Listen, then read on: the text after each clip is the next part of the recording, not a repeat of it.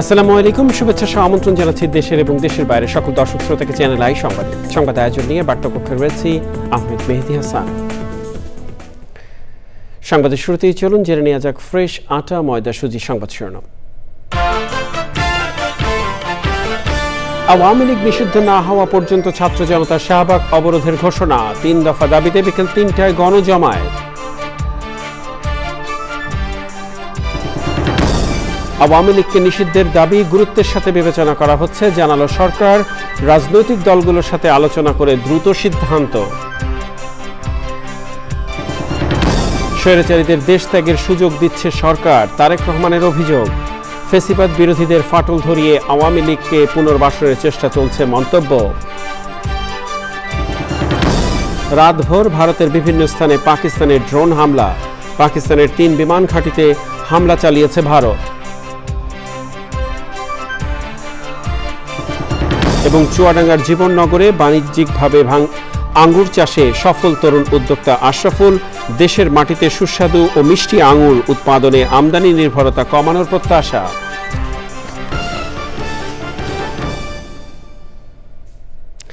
সংবাদ শিরোনামগুলো জানাচ্ছিলাম। প্রিয় দর্শক, এখনকার সংবাদ আয়োজন একই সঙ্গে চ্যানেল আইয়ের ইউটিউব চ্যানেলে এবং চ্যানেল আইয়ের ওটিটি প্ল্যাটফর্ম আই স্ক্রিনে লাইভ স্ট্রিমিং হচ্ছে। যাওয়া যাক বিস্তারিত সংবাদে। আওয়ামী লীগ নিষিদ্ধের দাবিতে শাহবাগ অবরোধ করে অবস্থান করছেন বিভিন্ন দলের নেতাকর্মীরা। আজ বিকেল 3টায় হবে গণজমায়েত। এই মুহূর্তে শাহবাগে রয়েছেন সহকর্মী যাযাবর মিন্টু, সরাসরি যাচ্ছি তার কাছে। মিন্টু, আপনি রয়েছেন শাহবাগে, কি অবস্থা দেখছেন সেখানে এখন?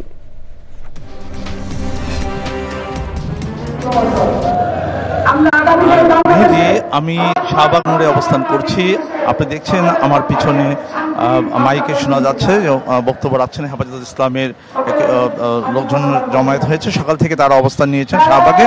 তারা এখানে, আমরা জানি শুক্রবার রাত থেকে শাহবাগ অবরোধ কর্মসূচি চলছে। আর আওয়ামী লীগকে সন্ত্রাসী সংগঠন হিসেবে নিষিদ্ধ সহ 3 দফা দাবিতে এই অবরোধ কর্মসূচি। আর এই অবরোধের ঘোষণা দিয়েছেন জাতীয় নাগরিক পার্টির দক্ষিণাঞ্চলের মুখ্য সংগঠক হাসান আব্দুল্লাহ। তিনি 3টি দাবি পেশ করেছেন। সেই দাবিগুলোর মধ্যে আমরা জানি আওয়ামী লীগ সন্ত্রাসী সংগঠন হিসেবে নিষিদ্ধ ঘোষণা করা, আন্তর্জাতিক অপরাধ ট্রাইব্যুনাল আইনে আওয়ামী লীগের দলগত বিচারের বিধান যুক্ত করা এবং অবিলম্বে জুলাইয়ের ঘোষণাপত্র জারি করা। এই দাবিতে তারা এই শাহবাগে গত শুক্রবার রাত 10টার দিকে এখানে এসে অবস্থান নেন এবং সেই অবস্থান কর্মসূচি এখনো চলছে। আর আমরা জানি যে আজ বিকেল 3টায় এখানে গণজমায়েত হবে। শুধু এখানে নয়, শাহবাগ মোড়ে নয়, যেখানে যেখানে জুলাই আন্দোলন সংগঠিত হয়েছে সেখানে কর্মসূচির ঘোষণা দিয়েছেন এনসিপির পক্ষ থেকে। এই মুহূর্তে শাহবাগ মোড়ে যে আমরা দেখছি এখানে হলো হেফাজত ইসলামের লোকজন আছে আর আরও অন্যরা আসছেন। আর এখানে পুরা শাহবাগের রাস্তা বন্ধ করে দেওয়া হয়েছে, শুধুমাত্র অ্যাম্বুলেন্স এবং জরুরি রোগী পরিবহন যেসব যানবাহন পরিবহন করছে তাদেরকে এখানে যাতায়াত করার সুযোগ দেওয়া হচ্ছে। মেহেদী, এই ছিল সর্বশেষ আমার কাছে। মিন্টু, আপনাকে অসংখ্য ধন্যবাদ। কথা বলছিলাম সহকর্মী যাযাবর মিন্টুর সাথে, জানাচ্ছিলেন শাহবাগের সর্বশেষ পরিস্থিতি। এদিকে আওয়ামী লীগকে নিষিদ্ধ করা এবং সাবেক রাষ্ট্রপতি আব্দুল হামিদের বিদেশ যাওয়া নিয়ে বিবৃতি দিয়েছে সরকার। প্রধান উপদেষ্টার কার্যালয়ের ফেসবুক পাতায় এবং প্রধান উপদেষ্টার প্রেস উইং থেকে এই বিবৃতি পাঠানো হয়েছে। বিবৃতিতে বলা হয়েছে, সম্প্রতি বিভিন্ন রাজনৈতিক দল, সংগঠন ও জনগণের পক্ষ থেকে স্বৈরশাসন ও সন্ত্রাসী কার্যক্রমের অভিযোগে আওয়ামী লীগ নিষিদ্ধ করার যে দাবি উঠেছে তা সরকার গুরুত্বের সাথে বিবেচনা করছে। এ ব্যাপারে সরকার রাজনৈতিক দলগুলোর সাথে ইতোমধ্যে যোগাযোগ স্থাপন করেছে, তাদের সাথে আলোচনা করে দ্রুত সিদ্ধান্ত গ্রহণ করবে। এক্ষেত্রে আওয়ামী লীগের নেতা ও সমর্থকদের সন্ত্রাসী কার্যক্রমের বিষয়ে জাতিসংঘের প্রতিবেদন সরকার বিবেচনায় রাখছে। সে পর্যন্ত সকলকে ধৈর্য ধারণ করার আহ্বান জানাচ্ছে। বিবৃতিতে বলা হয়েছে, ফ্যাসিবাদী সরকারের সাবেক রাষ্ট্রপতি ও হত্যা মামলার আসামি আব্দুল হামিদের বিদেশ গমন সম্পর্কে জনমনে ক্ষোভ বিষয়ে সরকার অবগত। এ ঘটনার সাথে জড়িত সকলের বিরুদ্ধে উপযুক্ত আইনগত ব্যবস্থা নিতে সরকার বদ্ধপরিকর রয়েছে।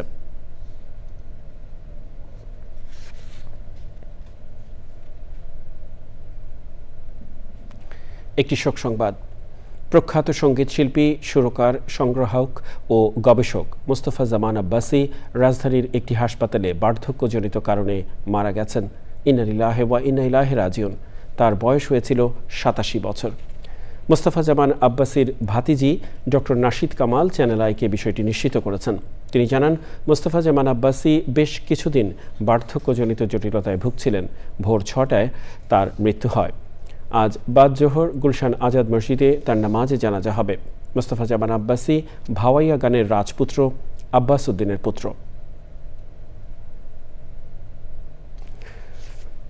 বিএনপির ভারপ্রাপ্ত চেয়ারম্যান তারেক রহমান বলেছেন, সংস্কারের নামে সময় ক্ষেপণ করে স্বৈরাচারদের দেশ ত্যাগে সুযোগ করে দিয়েছে সরকার। নানা ইস্যু তৈরি করে ফ্যাসিবাদ বিরোধী দলগুলোর মধ্যে ফাটল ধরিয়ে আওয়ামী লীগকে পুনর্বাসনের চেষ্টার অভিযোগও করেন তিনি। বিস্তারিত জানাচ্ছেন মইনুল হাসান। রাজধানীর খামারবাড়িতে বাংলাদেশ খ্রিস্টান ফোরামের আয়োজনে ইস্টার পুণ্যমিলনী ও শুভেচ্ছা বিনিময়ের আয়োজন করা হয়। সারা দেশ থেকে আসা খ্রিস্টান ধর্মাবলম্বীদের পাশাপাশি উপস্থিত ছিলেন বিএনপির অঙ্গ সংগঠনের নেতারা। খ্রিস্টান ধর্মাবলম্বীদের রাজনীতির পাশাপাশি সব কাঠামোতে অন্তর্ভুক্ত করার দাবি জানান বক্তারা। অনুষ্ঠানে বিএনপির মহাসচিব মির্জা ফখরুল ইসলাম আলমগীর বলেন, ধর্ম নিয়ে বিভাজন না করে সবাইকে ঐক্যবদ্ধ থাকতে হবে। ধর্ম দিয়ে কখনো বিভাজন করা উচিত নয়। আমাদের কাছে ধর্ম হচ্ছে আমাদের কাছে, আমার কাছে। আমাকে একজন ভালো মানুষ হওয়ার জন্য ধর্ম আমাকে আপনার শিক্ষা দেয়। সমাজে যেন আমরা সেটাকে দিয়ে বিভাজন সৃষ্টি না করি, বরং সেজন্য ঐক্য সৃষ্টি করি, সেই কাজটাই আমাদের হওয়া উচিত। লন্ডন থেকে ভার্চুয়ালি যুক্ত হয়ে প্রধান অতিথির বক্তব্যে বিএনপির ভারপ্রাপ্ত চেয়ারম্যান তারেক রহমান বলেন, সংস্কারের নামে সময় ক্ষেপণ করে স্বৈরাচারদের দেশ ত্যাগের সুযোগ করে দেওয়া হচ্ছে। সংস্কারের নামে সময় ক্ষেপণ করে অন্তর্বর্তীকালীন সরকার একদিকে যেমন হয়তোবা পলাতক স্বৈরাচার এবং তাতে দোসরদেরকে নিরাপদে দেশ ত্যাগের সুযোগ করে দিচ্ছে, অপরদিকে অত্যন্ত সুকৌশলে নানা ইস্যু সৃষ্টি করে স্বৈরাচার বা ফ্যাসিবাদে বিরোধী যে রাজনৈতিক দলগুলো আমরা যারা মাঠে ছিলাম, সেই দলগুলোর ঐক্যের মধ্যে ফাটল ধরানোর একটা ক্ষেত্র হয়তো তৈরি করতে চাইছে। বর্তমান প্রেক্ষাপটে অন্তর্বর্তী সরকার দায়িত্ব পালন করতে পারছে কিনা তা নিয়ে মানুষের মনে শঙ্কা তৈরি হয়েছে। ঐক্যবদ্ধভাবে আমাদেরকে অবশ্যই এই সুযোগটিকে কাজে লাগিয়ে একটি বৈষম্যহীন গণতান্ত্রিক ইনসাফ ভিত্তিক মানবিক রাষ্ট্র ও সমাজ প্রতিষ্ঠার জন্য কাজ করতে হবে। এখনই শ্রেষ্ঠ সময়। স্বৈরাচার বিদায়ের পর বৈষম্যহীন বাংলাদেশ বিনির্মাণে ঐক্যবদ্ধভাবে কাজ করার আহ্বান জানান তারেক রহমান। Moinul Hasan, channel I, Dhaka. জাতীয় পার্টিকে ছাড়া নির্বাচন গ্রহণযোগ্য না হওয়ার পাশাপাশি নব্য ও ফ্যাসিবাদের উত্থান হবে বলে মনে করেন দলটির চেয়ারম্যান জিএম কাদের। চ্যানেল আইকে দেওয়া সাক্ষাৎকারে তিনি বলেন, আগামী নির্বাচনের জন্য প্রস্তুতি নিলেও তার দলের সংখ্যা বর্তমান সরকার ও প্রশাসনের মাধ্যমে সুষ্ঠু নির্বাচন সম্ভব নয়। বিস্তারিত তাফহিমুল ইসলামের রিপোর্টে। ছাত্র জনতার গণ অভ্যুত্থানে হাসিনা সরকারের পতনের পর বাংলাদেশের রাজনীতিতে অনেকটাই কণ্ঠাসা জাতীয় পার্টি। দলটির নেতাকর্মীদের নামও হয়েছে দুর্নীতি, হত্যাসহ বিভিন্ন ধরনের মামলা। ফ্যাসিবাদের দোষর হিসাবে তাদের বিচারের দাবিও উঠেছে রাজনৈতিক মহলে। গত 15 বছর আওয়ামী লীগের সঙ্গে রাজনৈতিক ঘনিষ্ঠতার কারণে প্রশ্ন উঠে, তবে কি জাতীয় পার্টিকে রাজনৈতিকভাবে ব্যবহার করে ফিরতে চায় আওয়ামী লীগ? এটি তাদের ভয়ের কারণ হয়েছে। আমাকে যারা ব্যান করছে, আমাদেরকে ব্যান করার কোনো কারণ যুক্তিসঙ্গত কিছুই কারণ নেই। তারা ওইসব চিন্তা করছে ওই জন্যই যে হয়তো এনাদেরকে ব্যান করলে ওনাদের ভোটগুলি জাতীয় পার্টি পেলে, জাতীয় পার্টি যেহেতু আওয়ামী লীগের প্রচুর ভোট আছে, সেই জন্য জাতীয় পার্টি বড় শক্তি হয়ে দাঁড়াবে। হতেই পারে, সেটা কি তারা বাধা দিতে পারবে? যদি আওয়ামী লীগের লোকরা ভোট দিতে আসে এবং আমাকে ভোট দেয়, এটা কি কোনো বেআইনি কাজ? এটা কি এদের কি ভোটার থেকেও বাদ দেওয়া হবে? আর যদি ওরা আমাকে ভোট দেয়, এটা কি কোনো বেআইনি কাজ? তো তার জন্য কি আমাকেও বাদ দিতে হবে? আগামী নির্বাচনে না যেতে পারার শঙ্কা উড়িয়ে দিয়ে দলটির চেয়ারম্যান বলেন, জাতীয় পার্টিকে ছাড়া নির্বাচন হলে তা হবে সাজানো নির্বাচন। নির্বাচনে আমরা যেতে পারবো ইনশাল্লাহ। আর আমাদের ছাড়া নির্বাচন করলে সেটা নির্বাচন হবে না, এটা সাজানো খেলা। এবং সেটা মোটামুটি নব্য স্বৈরাচার এবং নব্য ফ্যাসিবাদের উত্থান আবার আমরা দেখতে পারবো। সংস্কারের নামে ঐক্যমত্য কমিশন অনৈক্যমত সৃষ্টি করছে বলে মন্তব্য করে জাতীয় পার্টির চেয়ারম্যান বলেন, অন্তর্বর্তী সরকারের প্রধান ক্ষমতা থেকে সরে না গেলে সুষ্ঠু নির্বাচন সম্ভব নয়। সম্পূর্ণভাবে ক্ষমতার থেকে বাইরে চলে না যান, তাহলে তো লেভেল প্লেইং ফিল্ড হলো না। তাফহিমুল ইসলাম, চ্যানেল আই, ঢাকা। এ পর্যায়ে ভারত পাকিস্তান পরিস্থিতি।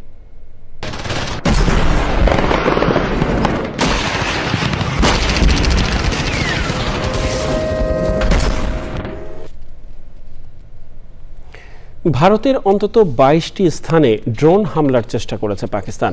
ভারত শাসিত কাশ্মীরে পাকিস্তানি গোলার আঘাতে এক সরকারি কর্মকর্তা সহ ৩ জন নিহত হয়েছেন। পাঞ্জাবের ফিরোজপুরে পাকিস্তানি ড্রোন হামলার একই পরিবারের ৩ জন বেসামরিক সদস্য আহত হওয়ার খবর পাওয়া গেছে। তাদের মধ্যে একজনের অবস্থা আশঙ্কাজনক। অন্যদিকে পাকিস্তানেও বেশ কিছু স্থাপনায় হামলা চালিয়েছে ভারত। এমন পরিস্থিতিতে জরুরি বৈঠকে বসেছেন ভারতের প্রধানমন্ত্রী নরেন্দ্র মোদী, পররাষ্ট্রমন্ত্রী, জাতীয় নিরাপত্তার উপদেষ্টা অজিত ডোভাল। বিস্তারিত ডেস্ক রিপোর্টে।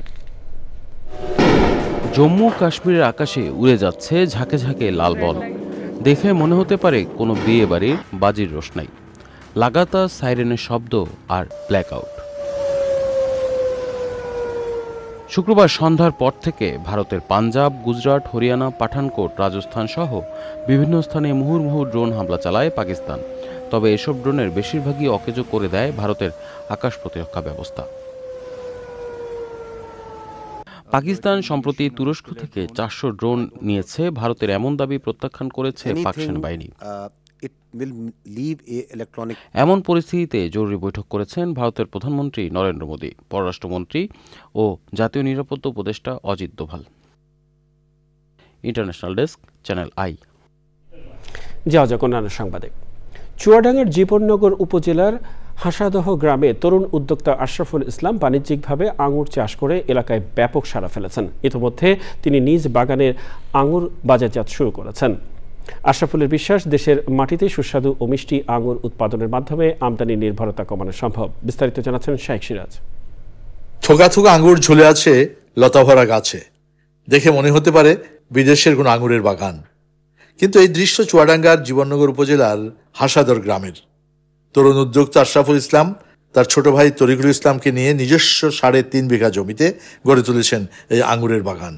স্যার, আমরা কল্পনা করে নিচ্ছি আর এই পরিমাণে প্রোডাকশন আসবে। যখন production day by day increase করছে, আঙুর মোটা হচ্ছে স্যার, এটা নিচু হয়ে গেছে। কত গাছ? স্যার 700+।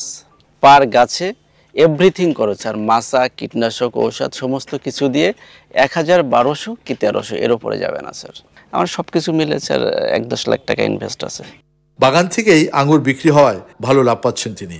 বিনিয়োগের তুলনায় মুনাফা নিশ্চিত করতে সফল হয়েছেন। পাইকাররা এসে বলতেছে স্যার সমস্ত বাগানের ফল আমরাই নিব, আমাকে দিতে হবে 300 টাকা করে দাম বলছে ওরা, কিন্তু স্যার এটার বাজার ভ্যালু আরো বেশি হবে। আপনি আশা করছেন কি এখান থেকে, যদি আল্লাহ সবকিছু ঠিক রাখে, ঝড় বাদল বিশাল?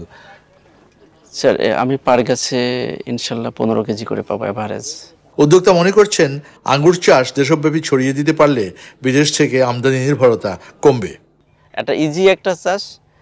আমি চাই যেন বাংলাদেশের কৃষকরা এই আঙুর চাষ করে, শুধু নিজেরই ডেভেলপ না স্যার, এখানে যেহেতু 3000 কোটি টাকা প্লাস আমরা আঙুর আমদানি করে থাকি স্যার, হিউজ বৈদেশিক মুদ্রা আমাদের সেভ হবে স্যার। বাণিজ্যিকভাবে আঙুর চাষ করে তিনি দৃষ্টান্ত স্থাপন করেছেন স্থানীয় কৃষকদের জন্য। আমরা নিজে সমস্ত অঞ্চল আঙুর বাগান ঘুরে দেখে কোনটা করলে ভালো হবে, প্রত্যেকটা চাষির বাগানে যে আমরা আঙুর বাগান দেখে এসেছি স্যার, দেখে আসার পরে সিদ্ধান্ত নিয়ে তারপর লাগানো হয়। এভাবে আঙুরের চাষ হলে বছরে আমরা প্রায় 3000 কোটি টাকা সাশ্রয় করতে পারবো। সম্ভাবনাময় এই আঙুর এখন আর টক নয়, দারুণ মিষ্টি। উদ্যোক্তারা বলছেন আঙুরের চাষের জন্য সুষ্ঠু বাজার কাঠামো এবং সরকারি পৃষ্ঠপোষকতা পেলে বাংলাদেশে আঙুর বিদেশেও রপ্তানি করা সম্ভব হবে। চুয়াডাঙ্গার জীবননগর থেকে শাইখ সিরাজ, চ্যানেল আই। প্রিয় দর্শক, এ নিয়ে বিস্তারিত প্রতিবেদন প্রচার হবে আজ রাত 9টার সংবাদের পর হৃদয় মাটিও মানুষ অনুষ্ঠানে। সময় হলো কিছুক্ষণের বিরতি নেবার, আর বিরতির পরে আরো যা থাকছে। আইপিএলের পর স্থগিত পাকিস্তান সুপার লিগের চলতি আসর, নিজ দেশে ফিরছেন রিশাদ নাহিদ সহ বিদেশি ক্রিকেটাররা।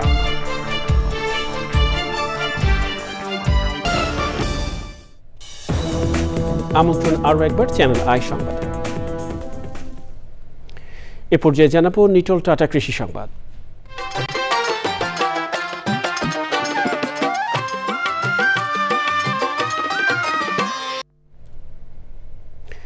ঝালকাঠিতে এবছর মুগ ডালের বাম্পার ফলন হয়েছে। এসব মুগ ডাল জেলার চাহিদা মিটিয়ে চলে যাচ্ছে দেশের বিভিন্ন প্রান্তে। চাহিদা এবং বাজার মূল্য ভালো হওয়ায় মুগ ডাল চাষে আগ্রহ বাড়ছে কৃষকদের। ঝালকাঠি থেকে মানিক রায়ের তথ্য ও ভিডিও চিত্রে আল মুকসিদের রিপোর্ট। ঝালকাঠিতে জনপ্রিয় হয়ে উঠেছে মুগ ডাল চাষ। প্রযুক্তিগত ব্যবহার এবং কৃষি বিভাগের সহযোগিতায় লক্ষ্যমাত্রার চেয়ে এবছর ২৭ হেক্টর জমিতে মুগ ডালের আবাদ বেশি হয়েছে। উৎপাদন ভালো এবং লাভ বেশি হওয়ায় নতুন নতুন কৃষি উদ্যোক্তারা আগ্রহী হচ্ছেন মুগ ডাল চাষে। আমার নিজের মেশিন দিয়ে চাষ করছি, তাতে আমার খরচ কম হয়েছে, 1010 টাকা খরচ হয়েছে। খুব আগ্রহী আর চাষ করতেছি, সাথে কর জায়গায় আমাদের ফলন খুব ভালো হয়েছে। মুগ ডাল বারিশ হয়, চাষ করছি। এবারে মুগের ডাল ফলাইছি, 1000 টাকা খরচ হয়েছে, ফসল খুব ভালো হয়েছে। আধুনিক জাতের মুগ ডাল চাষ এবং কৃষকদের নিয়মিত পরামর্শ ও প্রযুক্তির ব্যবহার বিষয়ে প্রশিক্ষণ দিচ্ছে কৃষি বিভাগ। আমরা বাজার পর্যালোচনা করে দেখেছি যে আমাদের এখানে মুগের বাজার দর বেশ ভালোই আছে। আমরা আশা করছি কৃষকরা তাদের ন্যায্য মূল্য পাবে এবং কৃষকরা লাভবান হবে। জেলায় তৈরি হচ্ছে নতুন কৃষি উদ্যোক্তা আর সুযোগ সৃষ্টি হচ্ছে কর্মসংস্থানের, যা গ্রামীণ অর্থনীতিতে গুরুত্বপূর্ণ অবদান রাখবে বলছে কৃষি সংশ্লিষ্টরা। আল মুকসিদ, চ্যানেল আই। দেখবেন প্রকৃতি সংবাদ।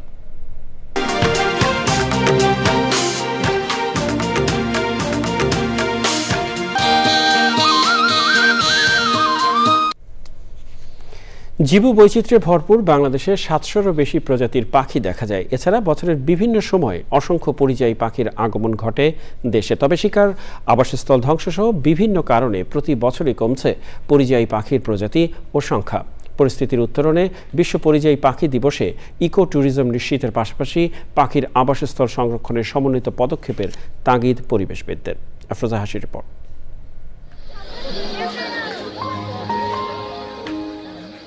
প্রতিবছর দেশে 60 প্রজাতির বেশি পরিযায়ী পাখির আগমন ঘটে।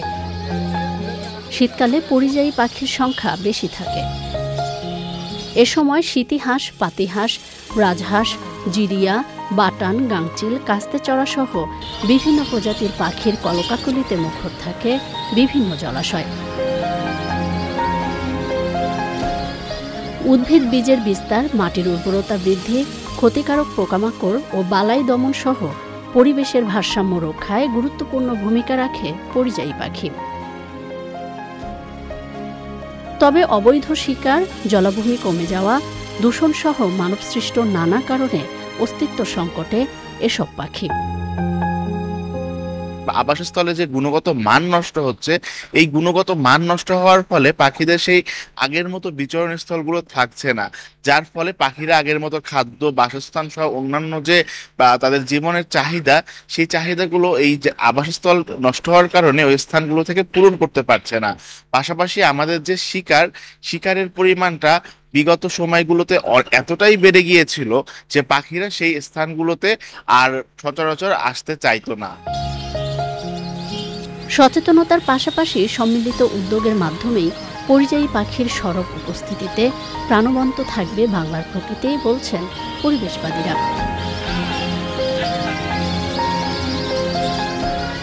আফরোজা হাসি, প্রকৃতি ও জীবন ডেস্ক, চ্যানেল আই। জানাবো খেলার খবর।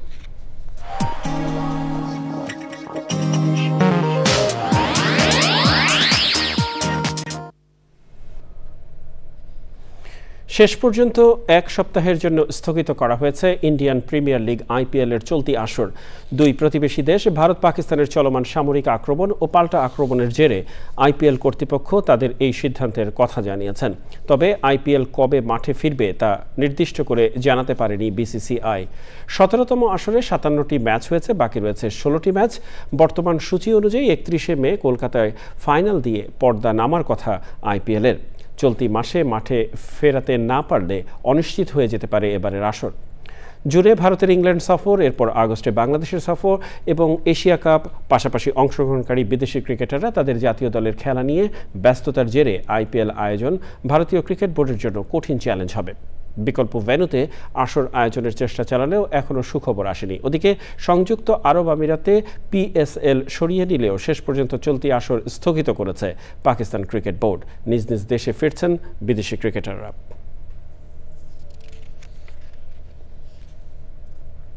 ফুটবল।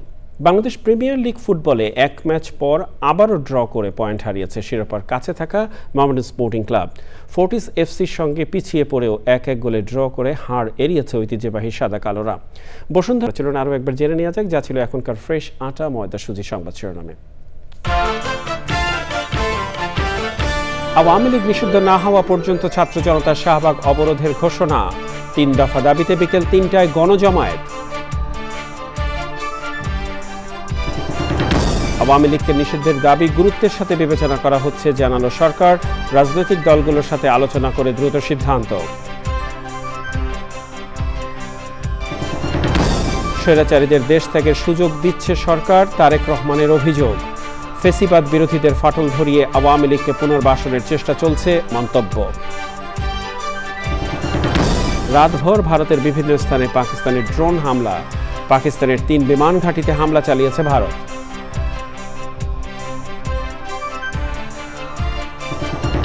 এবং চুয়াডাঙ্গার জীবননগরে বাণিজ্যিকভাবে আঙুর চাষে সফল তরুণ উদ্যোক্তা আশরাফুল, দেশের মাটিতে সুস্বাদু ও মিষ্টি আঙুর উৎপাদনে আমদানি নির্ভরতা কমানোর প্রত্যাশা।